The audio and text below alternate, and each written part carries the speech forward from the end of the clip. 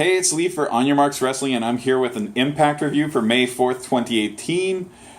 We start the show with a kind of video recap of last week. I thought it was actually very well done. Last week's episode was pretty good, so I guess it felt like a big episode. We have Eli Drake, who comes out, and he basically kind of runs down Austin Aries, and he also runs down Pentagon. He says that Scott Steiner is not there because he's with some freaks and building some peaks, which is an old expression of his.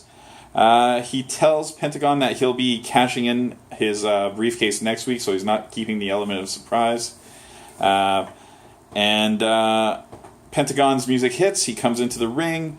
He kind of shows the belt to Drake. And he, I think, swears in Spanish. They still censored it. I don't know. I can't tell what he said. But it was cool. That's a fine opening. It's nothing exciting, but it's okay. Mackenzie Mitchell is in the back with Kiara Hogan, who says that, yeah, she didn't win at Redemption, but maybe she's going to get her redemption a little later on. So, because she's facing Taya Valkyrie today.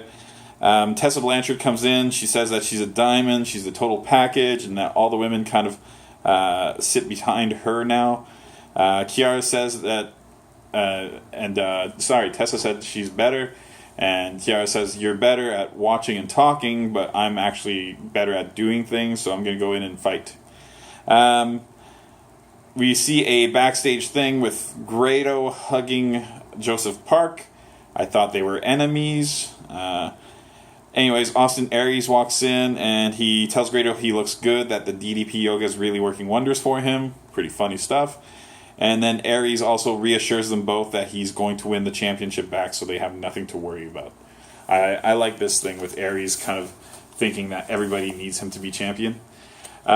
We get a match between OVE versus KM and Fallah Bahh. So if you remember, KM had been fat-shaming Fallah Bahh, but apologized to him last week and told him he would prove that he's changed. OVE attacks KM early. They dominate for quite a while. Eventually, KM hits a double vertical suplex on him, which kind of turns the tide. Bahh comes in, and he hits a really nice crossbody. It looked really good. And then Bahh does his steamroller on the two OVE guys, and then KM does a steamroller too to show Bahh that they're united. At one point, KM is accidentally run into Fallah Bahh, or at least we think it's accidentally. OVE managed to hit Bahh with a series of kicks, including a super kick into a schoolboy for the pin. KM apologizes and offers a handshake to Bahh at the end of the match. Bahh refuses the handshake. KM has a nefarious smile on his face, so we start wondering if maybe he intended to hit Bahh. We have Mackenzie Mitchell again in the back with Moose, who keeps calling himself Mr. Impact Wrestling, but I'm never going to do it. Or maybe I just did it, but maybe I'm never going to do it again. He says he never won a championship in the NFL, and this is his year to win the Impact Championship. Jimmy Jacobs walks in. Moose basically kind of picks him up by his neck, or not necessarily his neck, by his shirt. He asks him, what do you want? And Jacob says, I want a match for Congo Kong against the Moose. And Moose says, sure, whatever, next week, something like that. In an angry way, but you get the point. Jacobs appeared appropriately scared when Moose picked him up. It looked cool. So we have a match between Taya Valkyrie and Kiara Hogan. Taya's intro is awesome. I mention it every time, but I really like Taya's intro. She attacks Kiara and really dominates early on. It's nothing like their match at Redemption, which was terrible. She screams something in Spanish about being crazy. There is one botch in the match, like one significant botch, which is a weird Hurricane Rana that never Ranas, but Taya Valkyrie sells it anyways. And it leads to Hogan stomping Valkyrie into the steps. As soon as that happens, Tessa Blanchard's music comes on. She kind of poses. Then she runs up to the ring. She runs Hogan into a post and then into the apron. And then she goes into the ring and she hits a hammerlock DDT, similar to Cien Almas if you watch NXT/WWE now. She stands tall. So that sets up kind of her first feud, get her on a lower feud, but I think she's going to be a star. Then we have a Brian Cage video package reminding you that that guy needs to work out more, like seriously. Rob and I keep telling each other about that. It's kind of our running gag. Cage is such an impressive guy. So we have a Global Wrestling Network match, which basically means non-impact match. So it's Brian Cage in Australia, I believe, against three guys whose names I've already forgotten. I honestly did not write them down, but they were good wrestlers. It was a fun match to watch. Really entertaining. There, in terms of what Cage did, he sold a lot for those guys, but he hit a double fallaway slam and a perfect tope con hilo, like perfect, very impressive. I wrote that Callis did a good job of basically kind of upselling Cage during this, because Cage has to sell a little bit more for the local guys. So what Callis is saying is that Cage is letting them get some moves in because he's in need of a workout. He kind of wants to see what they're capable of, and then he wants to push himself a little bit more. So it's a good job of selling his own guy. Eventually, Cage lands a discus lariat, followed by a drill claw, and gets the win in this four-way match. Then we get it's a Lucha Rules match between Drago, Aerostar, and Phantasma versus Andrew Everett, DJZ, and Desmond Xavier. If I wanted to write all the moves in this match, I'd take 3 pages, but I still wrote quite a bit. So there's a bunch of huge moves. I thought Everett had a cool way to get to the outside at one point. He kind of got on the second rope and then cartwheeled over the top rope to just land on the apron. It felt like a lot of move to not accomplish all that much, but I liked it. Xavier holds Aerostar in the ropes, and you're like, what is he doing there? But then you see the other two guys do kind of tandem drop kicks to Aerostar. It looked kind of cool. DJZ and Everett attempt but miss a double springboard moonsault, but it still looks really cool. There's a weird four-man submission spot. I didn't understand it really. It's kind of a waste of time. Then we have Desmond with a tumbling tope con hilo, followed by a step-up con hilo by DJZ. Both moves looked really cool. Then Aerostar hits his La Bombita on all of the participants, and that move looks even cooler, which is basically like a cannonball but backwards. Great stuff. There's then a spot with the 3 non-Lucha Underground guys on the top rope. So then what are the moves? There's a splash by DJZ, so just a plain splash, but from the top rope. There's a twisting senton by Xavier, which is beautiful. And then there's a pike position moonsault by Everett. And that is an awesome move. I've never seen that live. He hit a lot of knees on his landing, so he didn't really land with his body on top of Phantasma. He landed a lot of knees into Phantasma's ribs, but hopefully he's all right. Then there are 3 schoolboys by the Lucha guys for near falls. There's a twisting springboard tope by Everett. It looked out of this world beautiful. This guy does really cool moves. I don't know why he's not on the show more often. Maybe he's on the indie scene and he's not signed to Impact, but he's really impressive. Eventually, DJZ lands a DDT on Aerostar, who was sitting on the top rope. It kind of fell flat as an ending, since there were about 20 moves that were much more spectacular than that. Granted, DDTs have been sold as like a killer finishing move. It just didn't have that high impact that a lot of the other moves had. At the end, there's a show of sportsmanship between the guys, so they realize they had a great match, and they shake each other's hands, and whatever, they move on. There's Eli Drake and Austin Aries are backstage. Aries wishes Drake good luck, and then he says that he actually hopes that Drake wins because he knows that he can beat him. He beat him in 45 seconds for the championship the first time. Then Ba and KM are backstage, and KM says that he's going to make Ba cooler by he's going to show him how to eat better and how to work out better. He's going to tell him that he's going to be in better shape, and that he's going to draw the attention of more women, and that's what kind of draws Ba's attention a little bit.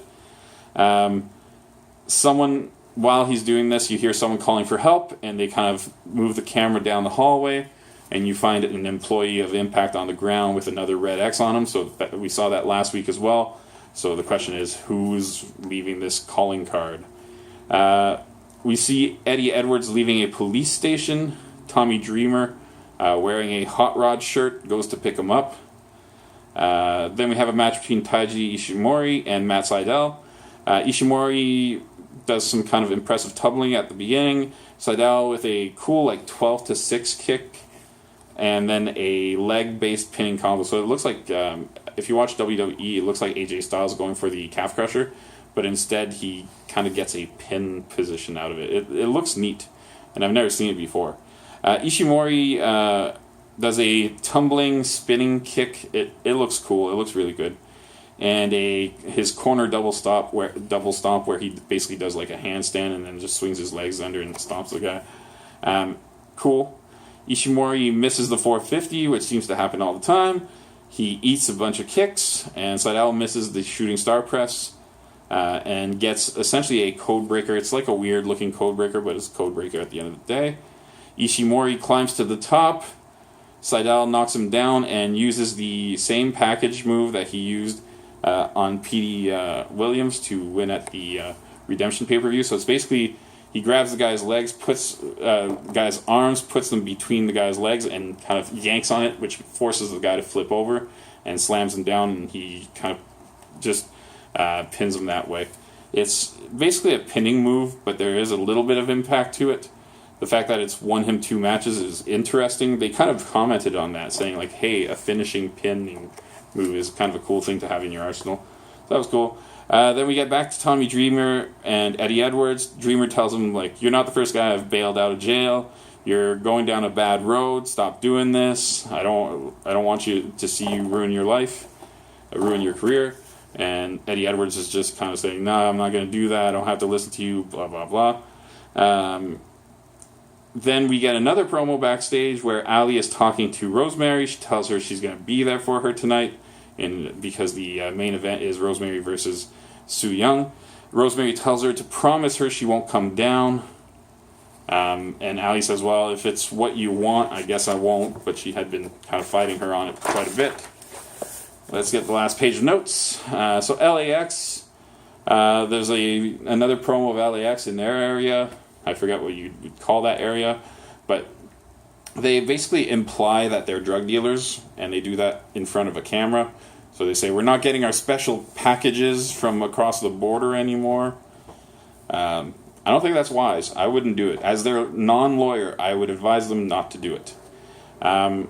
They seem to be losing out on everything now that Conan's gone. So they're clearly he was their center, and they've lost it, and now they're very affected. And then we get the final match. It's Su Yung versus Rosemary. The match never even reaches the ring. Su Yung attacks Rosemary on the outside. She gets tossed into is it the barricade? No, it's the stairs, actually. Eventually, I believe she uses her kendo stick or something to gain an advantage, and she hits Rosemary with the panic switch. At that point, she calls out her undead bridesmaids. They come out with a coffin again, or casket. I'm trying to remember. Yeah, I don't know what exactly happened, like how much stuff happened. But Allie runs out and attacks Su Yung. Allie and Rosemary argue about her leaving before it's too late. Then the bridesmaids attack Allie and kind of grab her. And they force her to watch Young kind of attack Rosemary. Rosemary actually manages to defend, and they kind of go up the ramp a little ways. But eventually Young misses Rosemary in the face, and she hits a panic switch to Rosemary off of the stage onto or through a table, which is a pretty significant bump. A few years back you wouldn't have seen women do that bump, but they landed it perfectly. It looked super safe. It was great. It was dramatic. Eventually Su Yung puts Rosemary back on the ramp and kind of drags her back to the coffin, puts her in the casket. I keep saying coffin casket. I don't know the difference. Puts her in the casket and forces Allie to watch her do it, essentially. Closes the casket, and that's how we end the show. Credit to Impact. This is very watchable stuff. Their storylines are not necessarily taking forever to build, but it seems like they always have a plan for next week. They always have logical next opponents and stuff like that. I thought a lot of the in-ring was quite good. I didn't mind this ending being kind of theatrical. I don't know how comfortable I am with the casket thing yet, but Sue Young is kind of scary looking, and Rosemary has that aura about her. It works. The bridesmaids are cool.